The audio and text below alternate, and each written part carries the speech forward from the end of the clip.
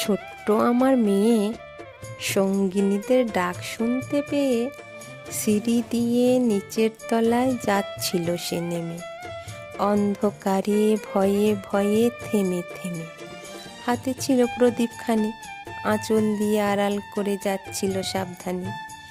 আমি ছিলাম ছাতে, তারায় ভরা চৈত্র মাসের রাতে। হঠাৎ মেয়ের কান্না শুনে উঠে দেখতে গেলেন ছুটে।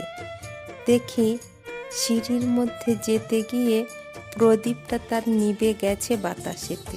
শুধাই তারে, কি হয়েছে বামি? সে কেঁদে কয় নিচে থেকে, হারিয়ে গেছি আমি। তারাই ভরা চৈত্র মাসের রাতে ফিরে গিয়ে ছাতে দেখি আমার বামির মতো অমনিকে এক মেয়ে, নীলাম্বরের আঁচল খানি ঘিরে, দীপশিখাটি বাঁচিয়ে একা চলছে ধীরে ধীরে। নিভত যদি আলো, যদি হঠাৎ যেত থামি, আকাশ জুড়ে উঠত কেঁদে,